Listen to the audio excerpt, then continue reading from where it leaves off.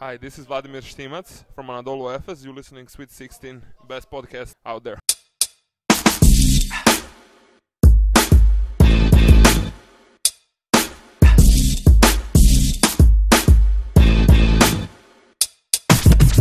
It's the 30th episode of the season. We're going 30 for 30, and it means we're going video as well. Sweet 16 is back with its awards show time. Tune in. Hello and welcome to Sweet 16, an open look on Euroleague basketball. As always, I'm Moshe from Team Scout, and yes, as you can see, no, you're not imagining. This is not a figment of your imagination. Yes, though we went lights out at the beginning of the season, this one's especially for you. And well, for those who put a lot of effort to get our awards, our Sweet 16 awards. Emmet, Aris, guys, how are you on this special occasion? Hello and welcome from Dublin. Yeah, so I'm going to have to actually change the intro on this episode when I post it on Ball in Europe, of course, Moshe. Bit wet and windy in Dublin, but beyond that, looking forward to doing the awards show. And yeah, we got a lot to show you guys. Hello from Athens. We're trying to be a little bit more formal this time around because we have some awards to present. We hope that we make the right choices, and if we didn't, you can disagree with us and please send us your comments and your take or even your own awards. And speaking of comments, guys, have you subscribed yet to our channels? Yeah, so YouTube and SoundCloud, go for it.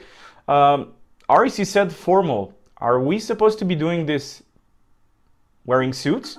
Unfortunately, my only good suit, which I use for my TV appearances, and it has also a logo of my TV channel, is on the dry cleaner, so I had to settle for a shirt. But, you know, let's say we are casual formal, so everyone is okay with what we are wearing.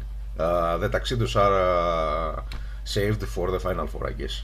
There they are, and after last year where I was in, well, semi-formal thing in our 30 for 30, yes, Emmet, you know, fouls were drawn, assists were made, so were buzzer beaters. But what is this episode all about? So we're going to give you the 5 awards sort of as a taster as to what they are, not what they're actually about. So we got the Vuyo Vision, the Steam Match Hustle, we got the Stonebrick Brawler, we got the Icy Blue Span, which is, combination name, watch out for that one. And we've got my favourite, the one I came up with, the Golden Langford, the one that started this nonsense. So we'll start off by explaining what the Golden Langford is, and we'll go through that for each award. The Golden Langford is named after Keith Langford, who with Unix Kazan in 1617 did comically well. Obviously with scoring, we know, but that's not what this category is about. This category is about drawing fouls, because the man was a machine. Like, he could draw fouls like nobody's business. And I just sort of became obsessed with this mini stat thing. It goes back to when I was like sort of making the argument for him really to be MVP of last season, even though Unix came like second last. It was kind of a weird time. But yeah, you know, so I'm sort of going through this, and I figured, well, let's see how guys are doing this year. And yeah, it's interesting, and we had quite a tight race. You know, it's like, so the way we ruled this was, it was average fouls drawn per game, so it wasn't per 40, which hurt a couple of guys who would have had a better chance because of the way the rotations worked. And it actually really did mitigate against big men, for whom Euroleague, the way we actually operate, you know, sort of in sort of rotations in Europe, heavily favour big men for average fouls drawn per game, not the actual total number. But instead it was dominated by well, I say little guys, they're all reasonably tall men actually, but by slender men who are not noted for eating all the pies. And the contenders at the end were, well, it came down to 3 guys really, and it was raw stats. Luka Doncic from Real Madrid, Nando De Colo from CSKA Moscow, and Alexei Shved from Khimki. And the winner, in what at times looked like it was going to be an absolute squeaker, but with quite a bit of room to spare, we present to you now, thanking you even as well for this honour, from Khimki Moscow region, Alexei Shved. Thanks for the award. Drawing fouls, it's part of the game, and really appreciate for Khimki fans to support us this year, and they really helps us. They're like our 6th player. Thanks, guys. And Moshe, that was Alexei Shved, of course, you know, after being named the winner of the Golden Langford. For you, man, like, you know, sort of, because this is sort of where this whole craziness of the awards kicked off. Like, I came up with this one, and then you just went off and came up with different categories. So, like, what you know, as a stat, like, do we, is it one that just gets overlooked a bit because drawing a whole lot of fouls is kind of important in this game? Emmet, I think it's a very important part of the game because if you think about it, there are these moments, when you need to make those points. Like, you need to put points on the board, and if you're able to put your opponents, over the limit, then this means that it might be easier to you. You might get the chance to well, not a chance. You're getting another option on offense because you know that should you get fouled, you're going to go to the line. Now, other than that, obviously this means better PIR for every foul drawn. But at the same time, it doesn't hurt for people to get to the line, get easy points from there, especially if you're a good shooter as Alexis Shved. That never hurts, if I'm not mistaken. And for our next one, I think we'll go to Aris in this one because it's the name, I think, just requires a Greek accent to do it. So well, as in for the actual name of the award as opposed to the winner. So Aris, explain what our Brawler Award is about and why it's called the way it is. Well, if you are new to Euroleague, this may be a little bit puzzling, but there was a guy named Sean Stonerock who for many years was a formidable opponent in the paint for everyone around him, a great teammate and a guy that really knew how to use his elbows. That's one part of the award. The other part is that he was the guy that he will sacrifice for the team. He will make everyone better. He will take a dive in order to save a lost ball. He will do all the little things that maybe are not even part of the stat sheets, but they make a difference. And we try to find a guy that will do all those things and will be ready to, let's say, even start up a fight for his own team. And the candidates were many, and in the end we have to give the award to a guy who has a much bigger reputation than Sean Stonerock himself, but he fits the description, and this couldn't be any other than Real Madrid's captain Felipe Reyes.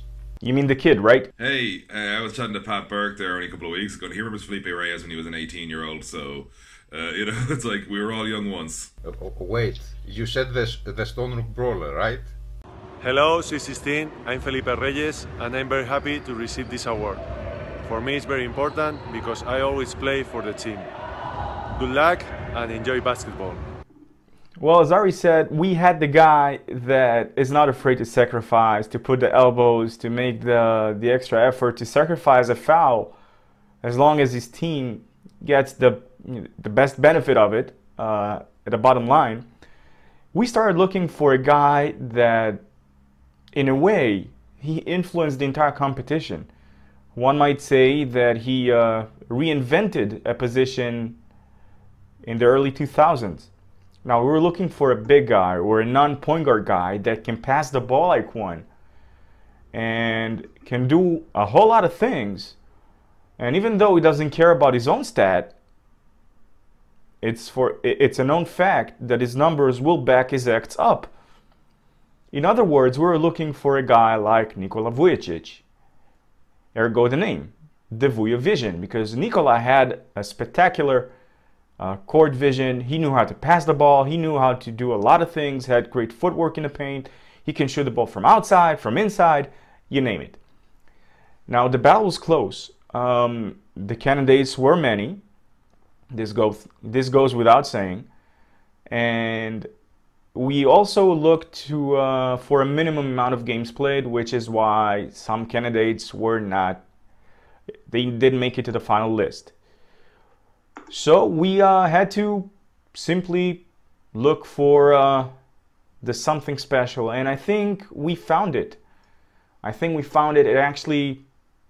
that the credit goes, I'm sure that the credit for this one, for this selection goes for Aris, because in the back of our minds, we all knew that this guy, the 2017-2018 Vuja Vision recipient, he answers to all of the above.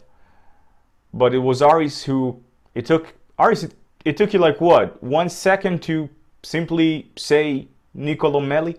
Yes, let us explain a little bit the process.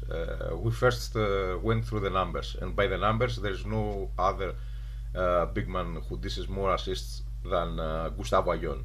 The problem is that in most cases, those assists by Gustavo Ayon are passes to the perimeter, where a shooter is waiting and throwing down the three. And when you have teammates like the ones that Ayon has in Real Madrid, it's easy to register assist. We were trying to find a guy, however, who was more like Nikola Vujicic. You may not remember it, but Nico was not just an outlet passer, he was a creator. He gave easy buckets to everyone around him. And that's why ultimately we preferred Nicola Melli, because it's part of his game. I'm not taking away anything from Gustavo Ayon, but Ayon is a much more traditional big man in the big man mold. Melli has also the versatility that it's needed for this kind of award. Okay, so let's hear what Nicolo Melli had to say. Nicolo, take it from here. Thank you very much for this award. Being a good passer means also that you have to have a good team. So I want to thank you also my team to allow me to receive this award, and thank you very much. Okay, and that was Nicolo Melli. For sure, a great player, a great guy, great passer. But I think it's time to move on for our next recipient, which is Emmet. Take it from here. Well, the interesting one with this, Moshe, is how young the person it's named after is. Vladimir Stimac, just so we're clear, we know you are younger than all three of the hosts of this show. So, sorry, bro. We're not, like, because normally when you name an award after somebody, it implies they're, lengthy veteran. They've reached a certain age. Yeah, Vlad's like only 30. But this is the Stimac hustle, which it has exactly one massive rule in it, and that was that Vladimir Stimac was not allowed to win it, because if he was, he'd literally win it every year, because it's actually named after him, for goodness sake. And it's essentially... Yes, and then I have to add that this is a silly rule. I believe that the first award should belong to Vladimir Stimac, but that's another story. Yeah, that's fair, and it's like I think we all sort of managed to come up with a way where we assume somebody else in the gang actually created the rules, so none of us is claiming responsibility on that. It's quite effective.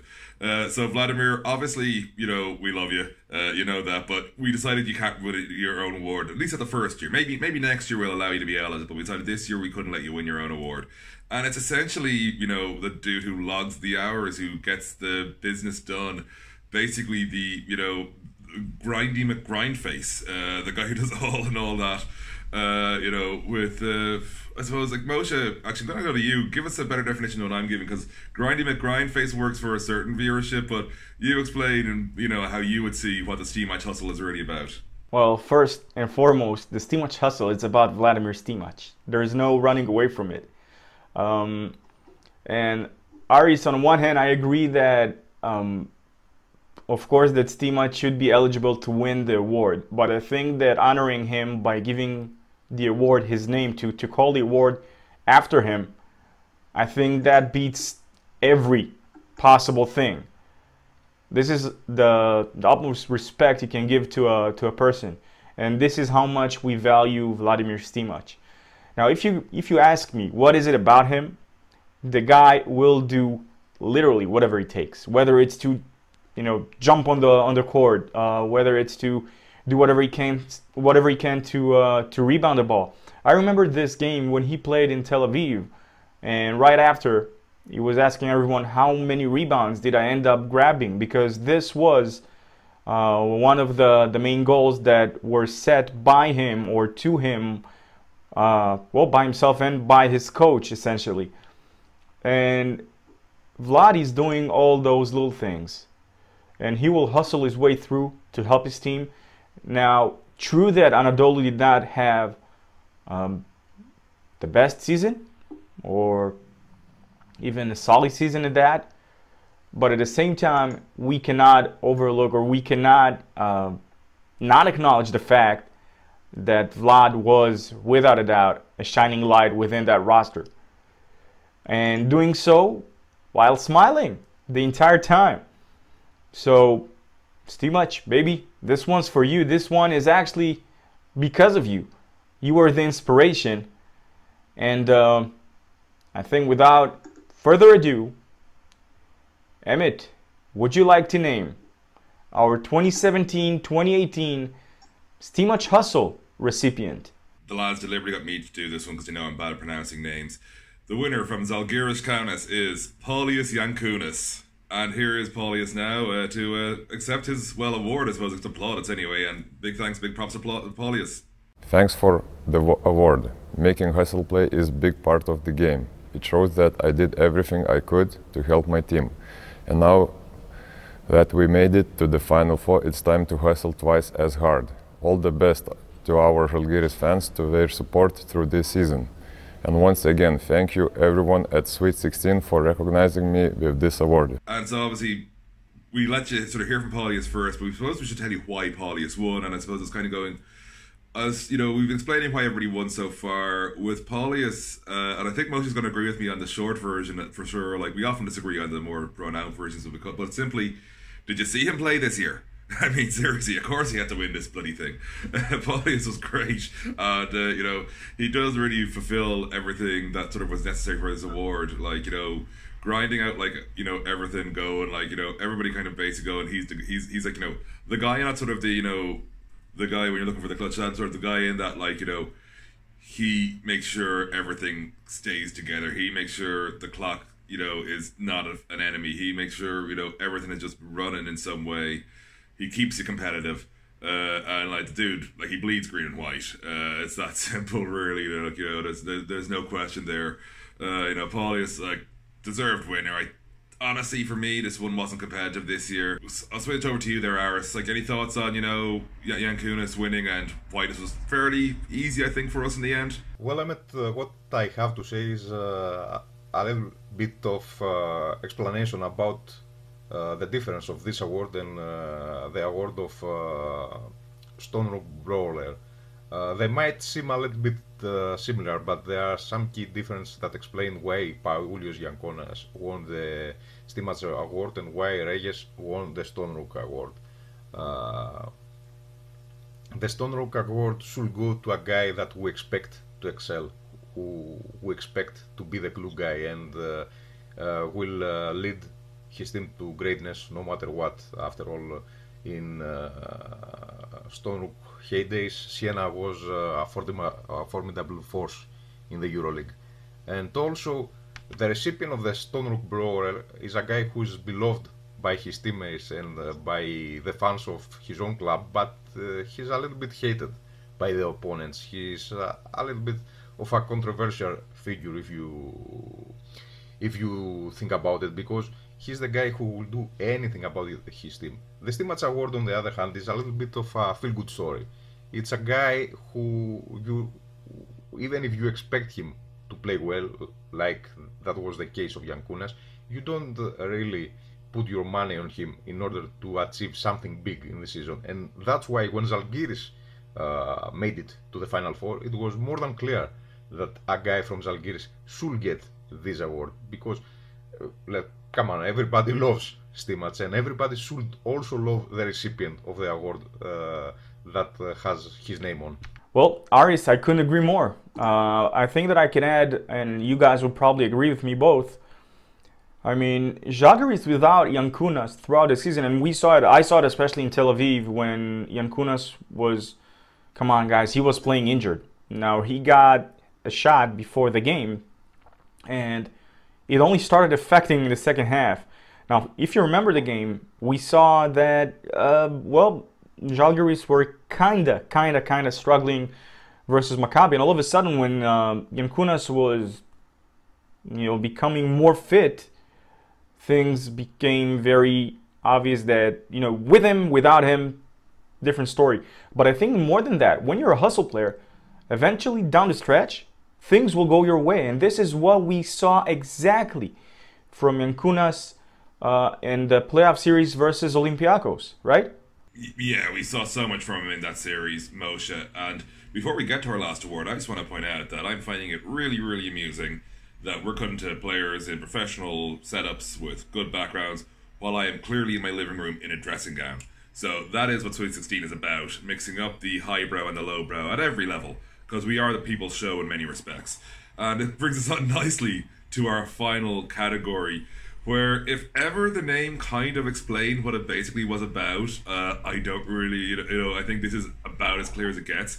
The Icy Blue Span, named obviously for Vasilis Panoulis, and for those of you who were struggling to work out what the blue part was, it is actually David Blue, because it's kind of going, oh yeah, David Blue, yeah, duh. It's like one of those things where you have to actually read it, it's like putting the span in there almost confuses you, and then you realize, oh yeah, and so putting those two names out there kind of explains the logical one as a case of, when you need somebody with ice in their veins, down the bottom of the, game, down the end of the game, you got to have that one person you can trust, and who showed that more often than most this year.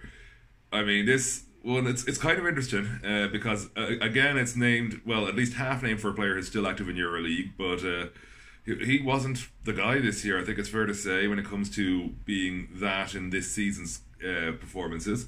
It's like, and there was quite a few people who either think maybe it'll be them, but either through injury or through just, often too comfortable performances or more than anything else, is in they didn't get into situations where they needed to have the cojones down the stretch to do it all.